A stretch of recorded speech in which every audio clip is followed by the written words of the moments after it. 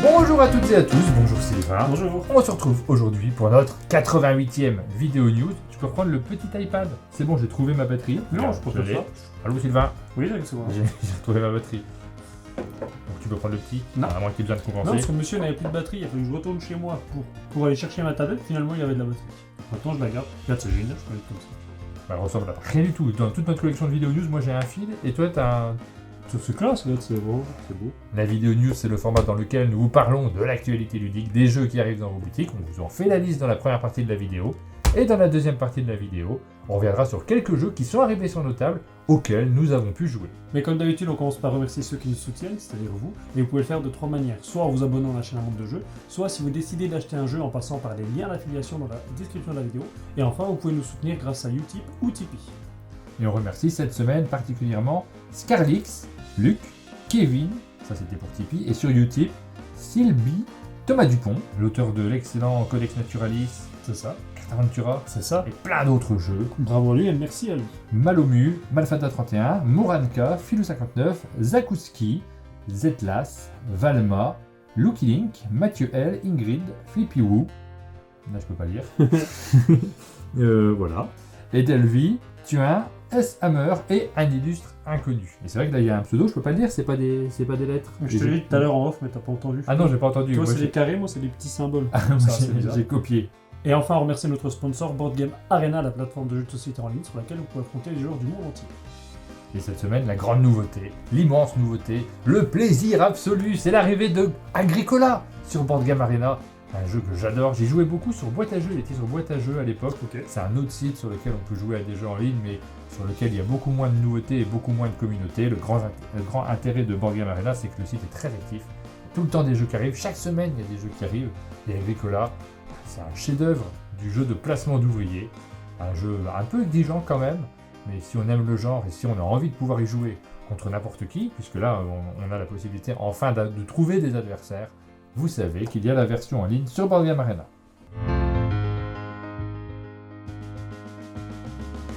Comme d'habitude, on commence par les sorties de la semaine. On a certains jeux qu'on va vous présenter plus en détail dans une vidéo, notamment Trek 12 Amazonie, puisqu'on a reçu l'éditeur et les deux auteurs. Oui, super vidéo, super passage de l'équipe de Lumberjack, d'Antoine de Lumberjack, de Bruno et de Corentin. Et on a fait plusieurs vidéos, parce qu'on a fait une vidéo sur Trek 12, mais on a fait une autre vidéo qu'on a vraiment hâte de vous montrer. C'est pas pour tout de suite, non. Mais c'est pour bientôt.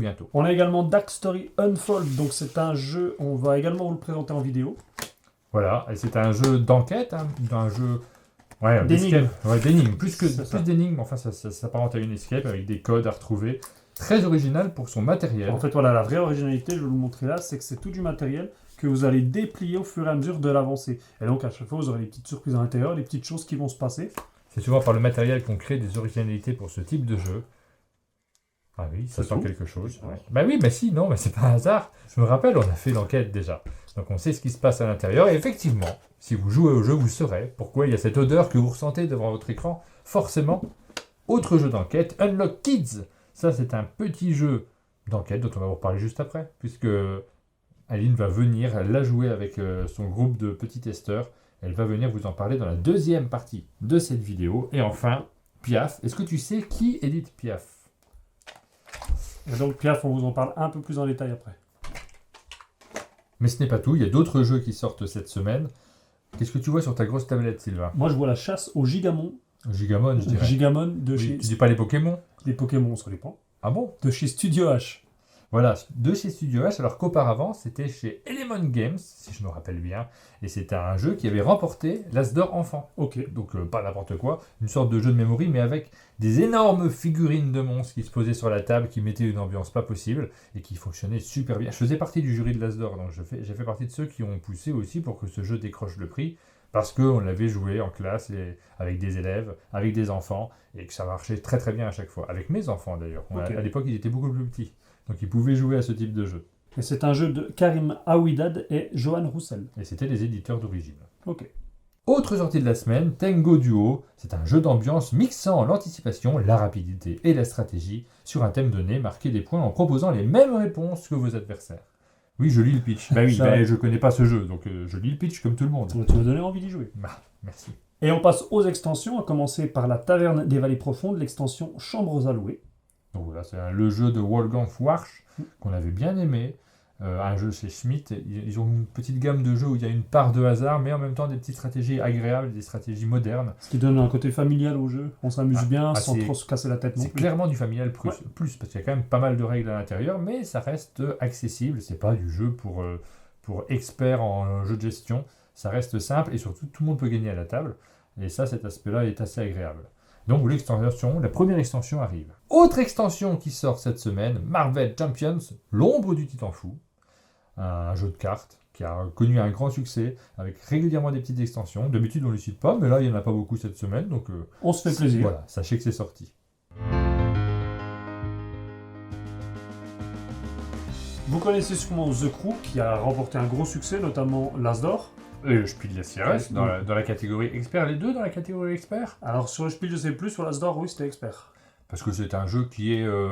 c'est pas un jeu d'ambiance et familial, c'est quand même un jeu dans lequel on va jouer avec des règles qu'il faut appréhender. C'est du jeu de pli. C'est pas si simple, le jeu de pli. Il y a une règle qui est assez basique au départ, mais une fois qu'on l'a expliqué, pour comprendre comment bien jouer les cartons au bon moment, c'est déjà pas simple. Et en plus, dans The Crew, il y a des particularités. C'est vrai. C'est justement ce qui fait que le jeu est moderne, c'est qu'en plus du côté jeu de pli très classique, on va avoir tout un aspect coopératif dans lequel on va avoir une communication limitée et on va devoir remplir certains objectifs. Et alors, la première boîte, c'était super, c'était une découverte incroyable puisque c'est un jeu vraiment très original avec des mécaniques auxquelles on ne s'attendait pas. On n'a pas cité le nom de l'auteur, c'est Thomas Singh qui a fait ce jeu. Que nous apporte la deuxième boîte, Sylvain? Alors justement, la deuxième boîte, c'est la question, est-ce que c'est la même chose? C'est la même chose, on retrouve les mêmes sensations, mais avec quelques petites améliorations. Comme dans la première version, on retrouve toujours le journal de bord avec différentes missions, et à chaque fois, on va avoir une petite histoire en plus pour vraiment nous imprégner de l'ambiance. La grande différence maintenant, c'est que les cartes tâches, en fonction de la mission qu'on va faire, on va avoir un niveau. Par exemple, si j'ai un niveau 4, eh bien là, je vais devoir tirer, imaginons on joue à 3, je vais devoir tirer différentes tâches jusqu'à avoir la difficulté 4. Donc là, cette tâche-là, ce serait un 3. Donc pour arriver à 4, maintenant, il faut que je trouve une 1. Là, voilà. Donc totalement aléatoirement, j'ai choisi 2 tâches. C'est ces 2 tâches qu'il va falloir qu'on remplisse, qu'on réalise pour remporter la mission. Donc vous l'aurez compris, on a ici tout un paquet de cartes tâches. Donc à chaque partie, à chaque mission, vous aurez des tâches différentes et donc vous aurez une différente manière de jouer. Les tâches, ce sont vos objectifs, c'est les contraintes qu'il faut réussir à réaliser pendant la partie. C'est un jeu de pli, donc ça peut être tout simplement qu'un joueur, le premier joueur, doit remporter automatiquement le pli qui comporte le 7 rose. Ça peut être ça, la tâche. Et ça peut être d'autres choses plus ou moins complexes, plus on avance dans la partie, donc plus on a des scores élevés à faire, plus on va tirer des cartes qui vont nous changer avec de nouvelles contraintes. Dans le premier jeu, c'était scripté. C'est ça. On lisait les tâches, comme tu le dis, dans l'ordre, et on les faisait au fur et à mesure, donc c'était de plus en plus difficile. Ici, d'une certaine manière, on peut recommencer la partie avec des joueurs différents à chaque fois. On ne va pas forcément avoir les mêmes missions à faire dans le même ordre, parce que vous le savez, si vous faites ce type de jeu avec une sorte de script au départ, l'inconvénient, c'est que très souvent, on va changer les joueurs avec qui on joue, et à chaque fois, on va recommencer la première mission, et à chaque fois, on va recommencer la même chose, alors qu'on aurait envie de découvrir tout le reste. C'est vrai que dans le premier jeu, on avait à chaque fois en fait des tâches, plusieurs tâches en fonction de la difficulté, mais c'était à chaque fois des tâches de ce type-là. Par exemple, je remporte un pli avec le 4, etc. etc. Là, j'en ai mis quelques-unes. Un joueur va par exemple avoir devant lui, je remporte exactement un pli. Un autre joueur aura, je remporte le premier pli. Donc on va dispatcher comme ça les différentes tâches en fonction des joueurs, et donc on va devoir réfléchir entre nous, jouer pour faire en sorte que toutes les tâches soient remplies.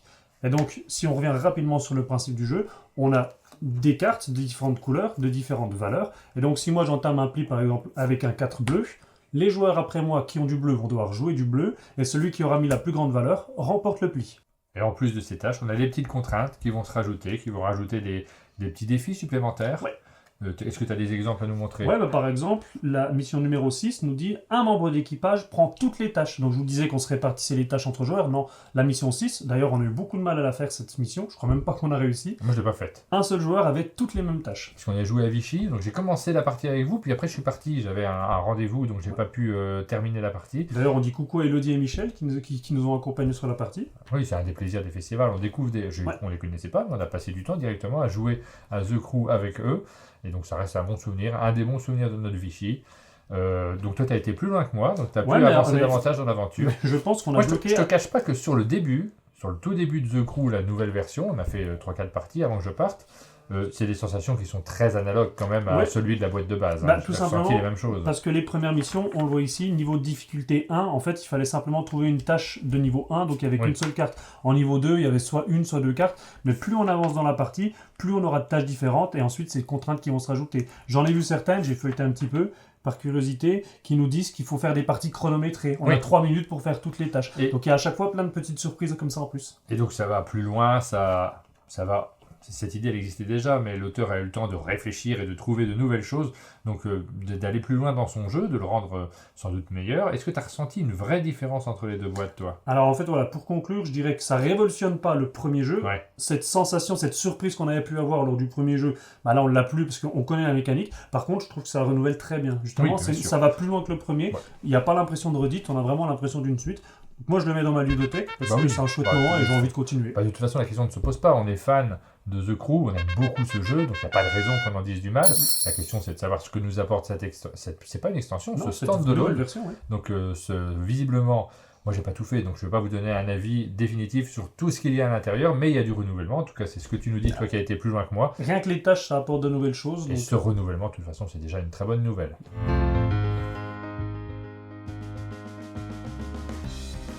Et on se retrouve avec Aline pour un des jeux les plus attendus du moment, en tout cas dans les jeux enfants. Il s'agit de la version Kids d'Unlock. Unlock, vous le connaissez bien, c'est ce jeu d'escape game qui a un peu révolutionné le jeu de société, puisque à chaque nouvelle boîte, c'est une implantation incroyable chez les boutiques. C'est une attente énorme chez les auteurs également, chez les joueurs, pardon. Unlock Kids, c'est un jeu toujours de Cyril Demingue. C'est lui qui a eu l'idée de base de ce jeu-là.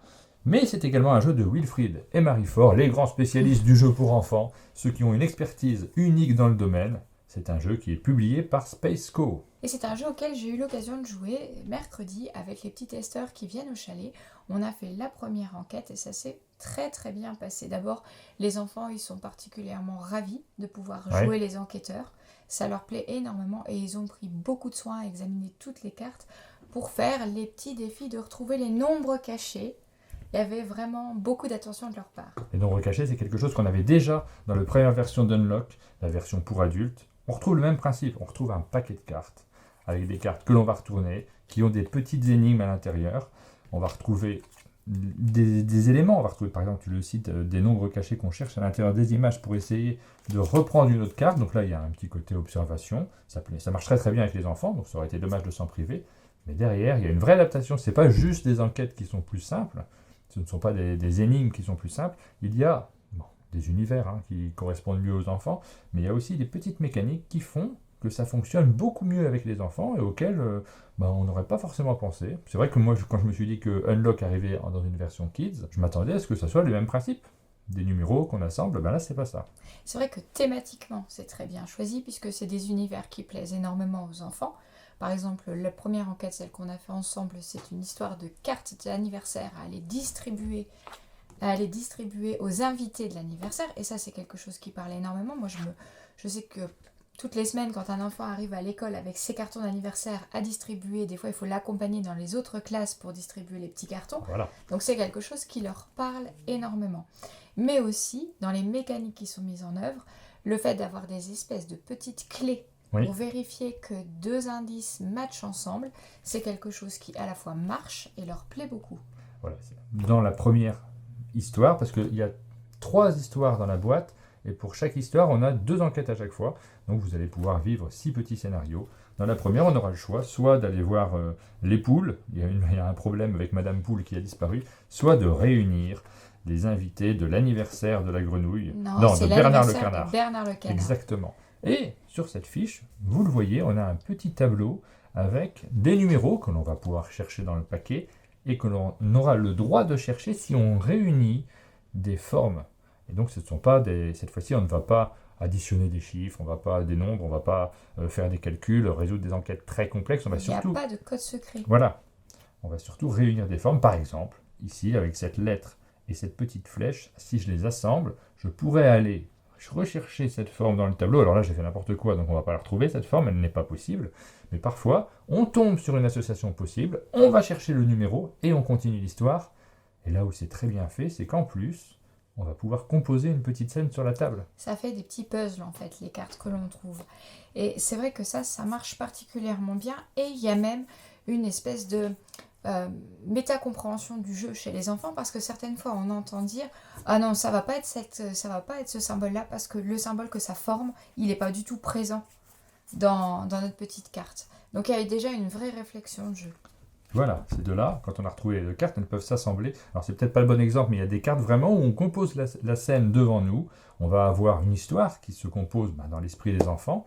Et c'est très important parce que très souvent dans les jeux adultes, on se concentre sur les énigmes, sur leur résolution. Ici, on se concentre aussi et avant toute chose sur l'histoire, sur ce qu'on est en train de vivre. Et puis le petit problème qu'on est en train d'essayer de résoudre. C'est vrai que les énigmes, elles sont narratives et elles sont logiques. Et bon, je me rappelle par exemple d'une selle de cheval, j'en dis pas plus, mais la selle de cheval, elle va pas sur n'importe quel animal.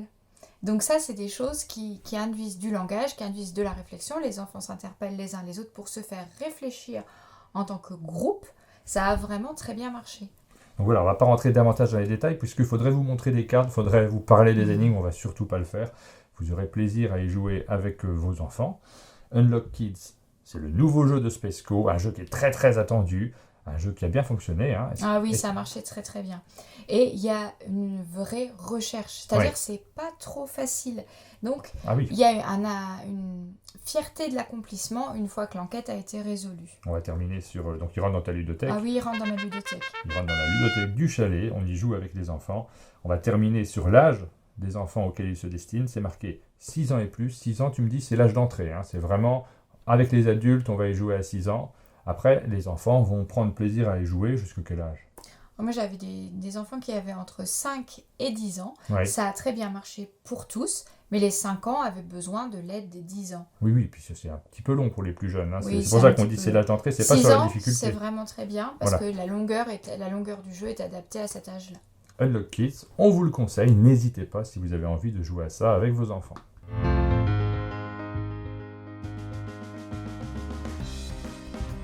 Super Meeple nous propose Glory, c'est un jeu de chevalier. C'est un jeu de Dominique Muchat, c'est pas Charles Chevalier qui en est l'auteur, et de Marcin Wistal.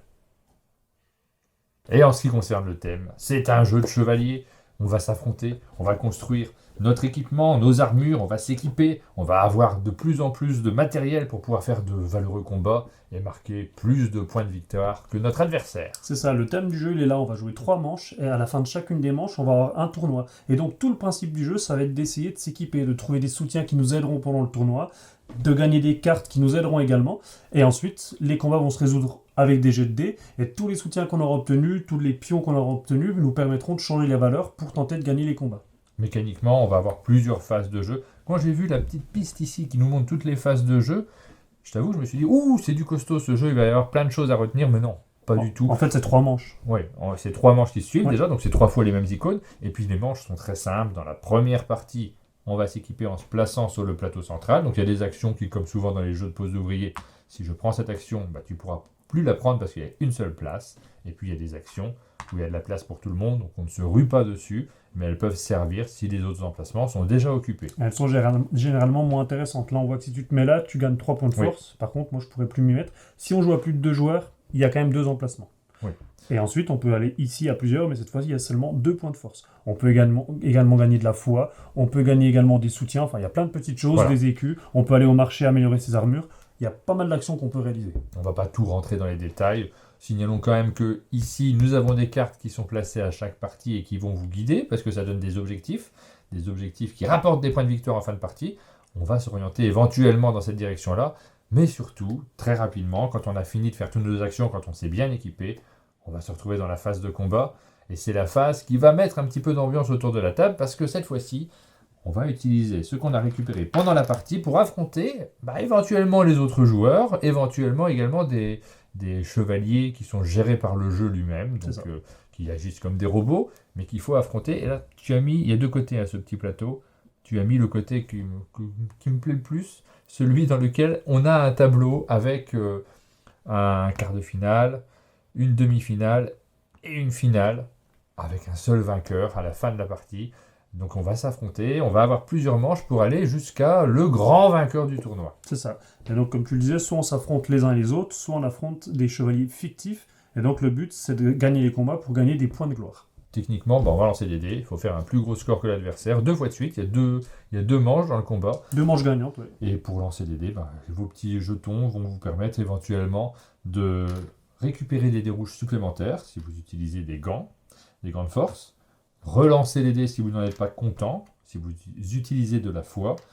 On va faire des lancers, on va essayer de gagner des combats. Et là, vous comprenez la subtilité du jeu, c'est que lors des premiers tours, si vous dépensez tout votre attirail pour être sûr de passer le premier tour, vous risquez d'être un peu tout nu. Voilà, c'est ça. Quand on va arriver dans les tours finaux, donc dans la dernière manche, il vous faut encore un petit peu d'équipement. Mais si vous ne dépensez pas votre équipement au premier tour, vous risquez de perdre dès l'entrée du tournoi, ce qui n'est pas forcément beaucoup plus malin. Non. Donc là, on a un petit côté jeu d'ambiance à l'intérieur d'un jeu de pose d'ouvrier. Ça reste léger, hein, c'est pas du jeu de pose d'ouvrier très complexe. Et cet aspect jeu d'ambiance, vous imaginez comment ça va se passer autour de la table. On va encourager nos adversaires à dépenser le plus possible dans les premiers tours, en espérant les affronter plus tard, mais un peu moins armés pour gagner le combat. Et justement, là, tu parles d'un jeu d'ambiance, tu relèves un truc intéressant, c'est que si on joue à 2, évidemment, on aura plus de chevaliers de ce type-là. Parce que là, on n'a pas mis en place, mais il faut savoir qu'il va y avoir une phase dans laquelle on va s'inscrire au tournoi. Donc, chacun notre tour, on va pouvoir se placer. Et ensuite, on va compléter les lignes qui seront vides par des joueurs fictifs. Si on joue à 3 ou à 4, il y aura plus de joueurs humains, il y aura moins de joueurs fictifs, et donc on aura plus tendance à s'affronter entre joueurs réels, et donc il y aura une ambiance beaucoup plus présente. Donc nous, on a lu les règles, on a testé le jeu à 2 jours. J'ai vraiment testé parce que je me rends compte que finalement, j'aurais beaucoup plus de plaisir et beaucoup plus envie d'y jouer à 3 et probablement même à 4. Pour moi, c'est à 4 que j'ai envie de voir le jeu parce que j'ai aussi envie de regarder 2 adversaires s'affronter, que je ne participe pas au combat, et après, éventuellement... me retrouver contre eux. Donc c'est cette ambiance-là que j'ai envie de découvrir avec ce jeu. Donc c'est un peu trop tôt là pour moi de dire s'il rentre dans ma bibliothèque parce que j'ai pas encore fait cette partie à 4. Ce que je peux dire, c'est que j'en ai bien envie. Ouais. J'ai vraiment envie à un moment de sortir le jeu et de le jouer dans cette configuration-là. Puis on vous en reparlera dans nos autres formats pour vous dire si ça nous a beaucoup plu ou si ça nous correspond moins. Moi, c'est pareil. C'est vrai que ce mélange de pose d'ouvrier très classique, donc on connaît, on a vite ses repères, on récupère du matos, on récupère des cartes. Mais après, ce petit côté vraiment très fun dans lequel on va essayer de faire le tournoi, pas trop dépenser, comme tu disais, nos ressources, c'est un très bon mélange. Le thème est vraiment bien représenté. Ouais. Et pour une fois que c'est ce côté un peu plaisant, où on organise des tournois, mais c'est beaucoup plus amical que de se tuer les uns les autres. Il y a un petit côté original qui est très plaisant. Avec du lancer de dés. Donc de la chance, mais comme le jeu est assez léger, je trouve pas que ça soit très gênant. Tu sais, j'aime pas trop moi les mélanges de chance et de pose d'ouvrier habituellement, mais là franchement, ça fait partie intégrante du jeu, donc ça me plaît plutôt bien.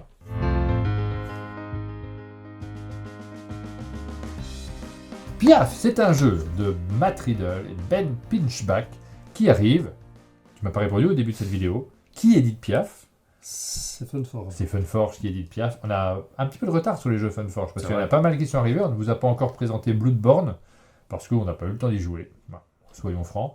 Mais Piaf, on a eu le temps d'y jouer parce que c'est un tout petit jeu de cartes. Un petit jeu de cartes qui vous emmène sur la cime des arbres. Même pas. Sur les mangeoires à oiseaux. C'est des oiseaux qui vont manger des graines. Et donc il y a d'autres oiseaux un petit peu plus gros qui vont dire attention, c'est à mon tour. Et ils vont chasser les autres oiseaux. Cui. C'est les gros oiseaux qui sont très très violents. Et nous, on fait des collections de cartes oiseaux. On va marquer des points de victoire en fonction des œufs qu'on a récupérés en fin de partie. Ça fait partie de ces petits jeux de cartes avec une mécanique astucieuse, originale, une façon de récupérer les cartes qui va changer.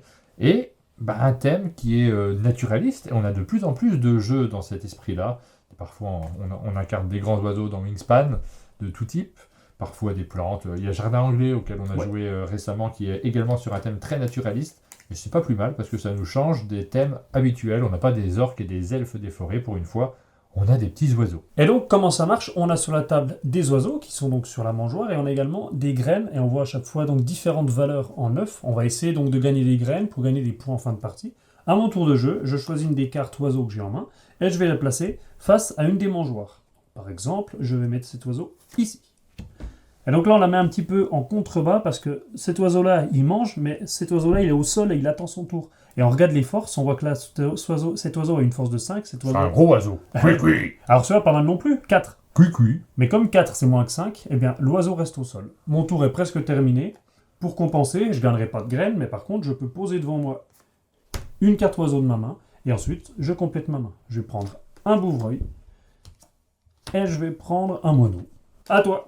Voilà, donc là tu as fait ton tour de jeu, tu as posé une carte, on comprend tout de suite, les cartes que l'on a posées vont nous rapporter des points de victoire en fonction de leur couleur, éventuellement. Celui qui a une majorité dans une couleur donnée à la fin de la partie scorera tous les œufs qui sont présents sur les cartes. Mais également en fonction de leur sexe. Là tu as un petit garçon oiseau, ce gentil pinson. Aïe. Ce pinson est mâle. Si jamais tu avais une femelle, à la fin de la partie, tu marquerais 5 points pour ton couple de mâle et de femelle pinson. J'en trouve pas là, il n'y a que des mâles, oui, mais c'est ça. Donc on va essayer de faire des paires, on va essayer d'avoir des majorités, donc on va observer un petit peu ce que font les autres joueurs, et on aura également, comme je le disais, des points avec les graines. C'est les 3 scoring. Moi je vais récupérer des points avec les graines, puisque je pose ce verdier qui a un gros oiseau, et comme il est plus gros que ce merle, merle, alors ce merle revient devant moi, dans ma collection, je le récupère, et en plus, comme il y avait 5 d'écart entre cet oiseau-là et celui-ci, je vais prendre la 5e carte, 1, 2, 3, 4, 5. Si j'avais bien joué, j'aurais pris celle-ci, elle ramène 3 œufs.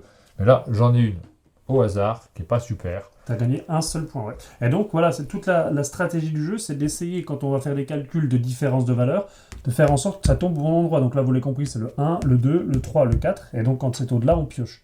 Et le 3, tu as raison, c'est 3 œufs d'un coup. Là, je pouvais le prendre en plus, j'avais la carte qu'il fallait. Bref, dommage. Vous avez compris, le système de jeu est très simple. On pose des oiseaux, on récupère des œufs, et en plus, on fait des collections devant nous. C'est vraiment très simple. Il y a une petite subtilité supplémentaire, mais qui va apporter le sel. Le sel qui vous manque peut-être dans notre explication, il est là. Il est dans les cartes qui sont cachées à l'intérieur de ce paquet. On a des petits malus. Mais juste avant, je reviens sur un dernier point. Quand tu parles ici, donc là on a vu que tu as posé un oiseau qui avait une force plus grande. Oui. Il faut savoir que si on a plusieurs oiseaux au sol, on va faire le total de tous les oiseaux qui sont au sol. Ça veut dire qu'une fois qu'un oiseau sera parti, on prend la graine correspondante. L'oiseau qui a la plus grande valeur va à son tour sur la mangeoire, c'est à son tour de manger. Mais s'il y a d'autres oiseaux au sol qui ont une plus grande valeur, eh bien à nouveau, il va chasser l'oiseau, ils vont chasser cet oiseau. Et donc on va pouvoir comboter comme ça, avoir plusieurs cartes d'un coup. Et le dernier petit effet, la dernière subtilité, c'est que parfois, dans les cartes, on a des malus qui arrivent, qui vont être tirés, qui vont se rajouter ici. Donc si jamais on gagne cette carte-là, donc on est tout content parce qu'on a notre œuf en fin de partie. En plus, on va devoir appliquer le malus, et là l'écureuil nous enlève 2 des cartes qu'on a récupérées précédemment, donc c'est un mauvais et qui nous calcul. donne des points de victoire. Et au hasard, on a fait une partie, j'ai tiré au hasard dans les mains de Martin, j'ai dû prendre 2-3. Ouais. Du coup, 6 œufs en moins. Donc ça donne du hasard, mais ça donne aussi des contraintes stratégiques parce que personne ne veut récupérer ce paquet-là. Donc on va essayer de jouer en fonction, on va essayer d'obliger notre adversaire à le faire.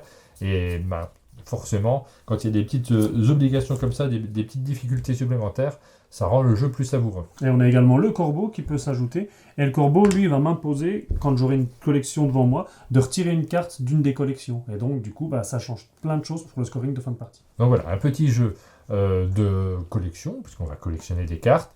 On les prend d'une manière qui est un petit peu originale, avec un thème qui est sympathique. Ça se joue de 2 à 4 joueurs, donc c'est pas du tout les mêmes sensations si on joue à 2 ou si on joue à 4. Alors si on joue à plus de 2, hop, on va rajouter une 3e mangeoire. Donc du coup, je dis une mangeoire depuis tout à l'heure, j'espère que j'ai juste. Moi j'aurais dit un mangeoire, mais je ne suis pas sûr, mais j'aurais dit un mangeoire. Ok, alors ce qui me rassure, c'est que l'un de nous deux a juste, c'est l'un de nous deux a faux. On arrive à la fin de cette vidéo news, mais juste avant, c'est le moment de regarder ce qu'il y a dans la boîte mystère. Mais non, on avait dit qu'on ne montrait plus à chaque fois ce qu'il y a dans la boîte mystère. Voilà, il y a quelques parce que jeux. tu sais qu'elle peut tomber à tout moment, parce que Valérie a déjà été tirée au sort 2 fois. Si elle est tirée au sort une 3e fois, elle gagne la boîte mystère. À tout moment, surtout quand on va tirer des numéros tout à l'heure, parmi nos abonnés, les gens qui nous soutiennent sur Twitch et sur Tipeee. Non, pas sur Twitch encore, parce que sur Tipeee et sur Utip, on met pas mal en avant Utip en ce moment. Et Twitch, normalement, vous pourrez nous soutenir également quand on fait des Twitch. On en fait toutes les semaines, normalement le lundi à 13h. On fera un Twitch le lundi à 13h pour faire le bilan de notre semaine, pour parler plus librement, parce qu'on peut échanger avec vous. Vous pouvez nous poser des questions, on y répond. Vous êtes de plus en plus nombreux à participer. Merci. On ne savait pas si on aimerait ça, et en fait on aime beaucoup ça. Enfin, moi j'aime vraiment beaucoup ce petit rendez-vous. Et on voulait même tenter de faire notre top 3 sur Twitch. On n'a pas pu le faire parce qu'en ce moment, on est assez débordé en termes de montage et de tournage. On revient de Vichy, ça a été un super moment. Le top 3 on est en retard, mais on va le faire. Le seul évidemment. souci, c'est que je voudrais peut-être éventuellement faire ce type de format sur Twitch, mais il faut que je prépare un tout petit peu Un minimum. en avance pour la première édition, l'habillage qui correspond à ces vidéos-là. Ça, là, j'ai pas du tout le temps. Comme tu le dis, on est débordé par le nombre de vidéos qu'on a à faire, parce qu'il y a plein de jeux qui sortent en ce moment. Plein de jeux qu'on avait, on avait échangé avec les éditeurs, on leur avait dit oui, on va les faire. On n'avait pas prévu que tous seraient retardés pendant un moment Et tomberaient tous et en même temps. tomberaient au moment d'octobre. Donc nous, on est ravis. Évidemment, on peut pas tout faire en même temps, donc bon, bah voilà, c'est pas grave, on fait bien le sûr. maximum. De toute façon, c'est la difficulté pour tous les éditeurs, pour tous les journalistes et pour tous ceux qui suivent le monde du jeu dans cette période d'octobre, novembre. Forcément, il y a plein de sorties qui arrivent au même moment parce que c'est la période des fêtes, il faut absolument que les jeux arrivent, et comme beaucoup ont été retardés, ben, ils arrivent, mais un peu tous au même moment. Et puis bon, on a lancé cette chaîne il y a 1 an, enfin on s'est professionnalisé il y a 1 an, on avait le gros point d'interrogation, est-ce qu'on va avoir du travail, des éditeurs qui nous font confiance? Aujourd'hui c'est le cas et même plus que ça, donc tant mieux, on va pas s'en plaindre. Ah, on est très content. Moi, je suis très content, je suis très fatigué. Je vous cache pas que j'ai peut-être quelques cernes sous les yeux, mais je suis très content. Et pourquoi j'ai cette boîte devant moi cette boîte Et devant pourquoi toi j'ai cette boîte devant moi Tu Bah, veux je sais dire plus, j'ai oublié, je suis fatigué.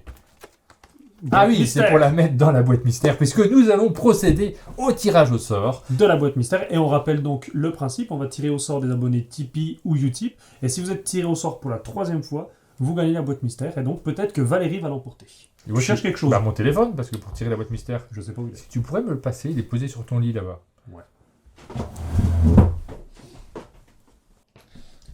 Et combien on a de personnes cette semaine? 358 personnes nous ont suivis depuis la précédente La précédente boîte mystère, ouais. Et donc cette semaine, c'est 8 personnes qui sont tirées au sort, puisque chaque semaine on en rajoute une. Donc entre 1 et 368, 8 personnes. C'est parti! Le 103. Alors, le 103, il s'agit de GXL78. Première fois. Première fois, oui. Ok. 237. Le 237, Ma De Giovanni. Première fois. 242. Ah, c'est pas loin. Laurent Letellier. Ok. 243. Oh, c'est pas loin. Non. Chris. Ok. 109. Ça fait du bien un peu de 109. Bon, oui. C'est Laurent. C'est 013. Très bien. 199. 199, il s'agit de Lazou. Ok. 120. Paul Gara. Et le dernier. Le 205. Zéron. Qui a déjà été tiré dans une précédente... Sur la première boîte Plusner, peut-être. Oui. Donc là, pour l'instant, on n'a que Valérie en double et on n'a Alors toujours non, pas de... non, Zéron a été tiré en double. C'est sur cette boîte mystère-là. Il est tiré pour la deuxième Ah, fois. ça y est, ok. Ouh. Eh ben, 2 personnes qui sont pas loin de gagner la boîte mystère. On a De dit toute qu'on façon- allait jusque 10. Alors là, on en est à 8. La semaine prochaine, on va tirer au sort 9 personnes. Donc après, je pense qu'on n'est pas loin de la grande finale. Oui. Dans laquelle on va prendre simplement les gens qui ont déjà été tirés au moins une fois. Et on tirera des nombres au sort tant que la boîte ne tombe pas. Voilà, dans la 290e vidéo news au plus tard, cette boîte mystère La tombera. combien 290e. La 290e Non, vidéo la news. 90e Ça vidéo fait news. beaucoup. Oh, mais je vous ai dit que j'étais très fatigué. Effectivement, on arrive à la fin de notre vidéo news. C'est le moment de se dire au revoir. Alors, on n'est pas rentré dans les détails de notre festival de Vichy. On n'a pas partagé dans cette vidéo news tout ce qu'on a fait là-bas parce qu'on a déjà fait. On l'a fait sur Twitch. Donc, si vous avez envie de partager avec nous ces moments-là, sachez que les vidéos sont disponibles sur cette plateforme-là. C'est une plateforme de live, donc on peut discuter, on peut partager plein de choses beaucoup plus librement. Ouais. On le fait sur Twitch parce que c'est pas la même plateforme que YouTube. YouTube, ce sont des vidéos qui sont montées, qui sont bien rangées, qui sont réfléchies à l'avant et réfléchies à l'après, puisqu'on les monte et qu'on va découper tous les passages qui sont un petit peu mous. Twitch, on se laisse un peu plus aller, on discute davantage, donc c'est parfait pour faire des débriefs. On règle les problèmes techniques en direct pendant le premier quart d'heure. Et Barricadé disait même, vous inquiétez pas, c'est pas si mal vécu que ça, parce que ça lui fait marrer, je pense, parce qu'on essaie de réagir en même temps. Bah, pourquoi le micro ne fonctionnait pas au départ alors que j'avais rien changé à ma configuration? La Si magie. vous voulez retrouver ces péripéties, mais aussi notre débrief de Vichy, Avec des photos. voilà, vous pouvez vous abonner à notre Twitch, il est très facile à trouver, il est en description de cette vidéo. Et il y a, pendant 2 semaines, je crois, les archives des 2 précédents Twitch que l'on a fait. Donc c'est pas forcément intéressant à regarder habituellement en dehors de la période pendant laquelle on peut discuter en direct avec nous. Sauf là peut-être, puisque là effectivement, on a diffusé les photos, on a discuté. Tout est toujours disponible comme sur la chaîne YouTube. Et on vous donne rendez-vous lundi pour un nouveau Twitch à 13h, où comme d'habitude on va parler un petit peu de l'actualité de la semaine, échanger avec vous. Comme d'habitude, cette vidéo vous a plu, n'hésitez pas à mettre un j'aime, des commentaires, abonnez-vous à la chaîne Monde de Jeu pour ne rien louper de notre actualité, et on vous dit à bientôt.